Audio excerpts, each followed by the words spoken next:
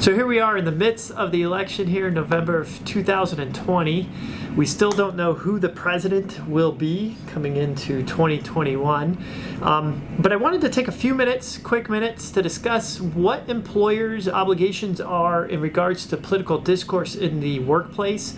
And just as a managerial practice, what should they allow employees to discuss in the workplace and legally? What can they permit them to discuss or regulate? So I've got Mike Thompson here today to go over some of this as well. So Mike, just a quick framework of the legal parameters we're dealing with in California. In the workplace, employers can't regulate employees outside of work for what they're doing outside of work. If they're volunteering for a political candidate, or they're protesting, anything like that, that can't be used against the employee.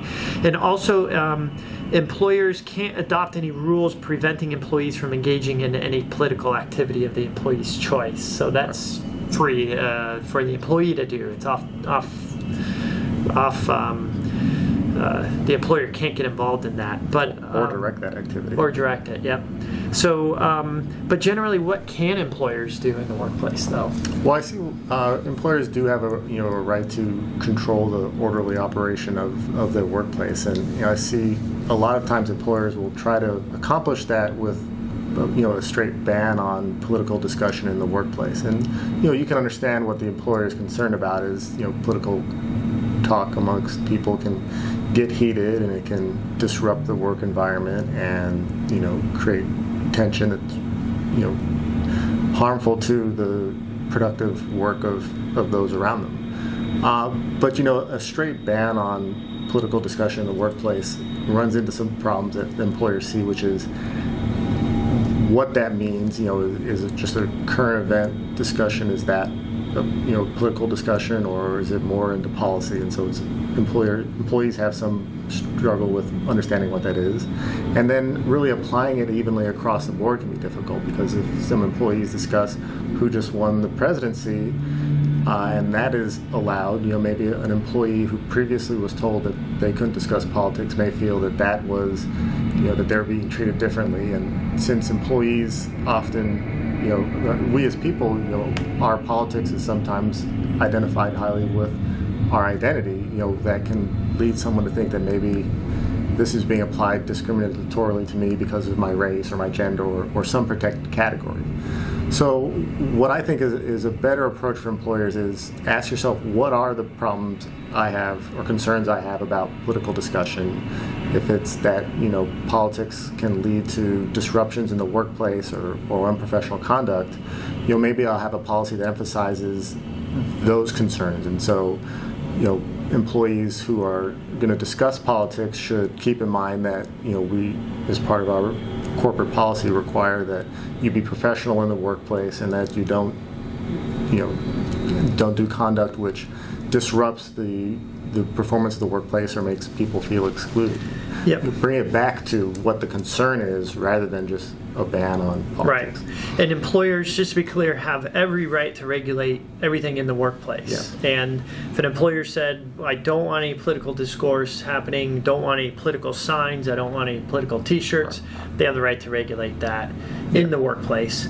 But, and I've got mixed feelings about this as well. And I think some of your analysis is coming out that, I hear you. If you allow it to happen, there's going to be fights. And with the social media age, it's going to get nasty quickly if you allow employees to discuss it. But with that said, here we are in the midst of a highly contentious election in 2020.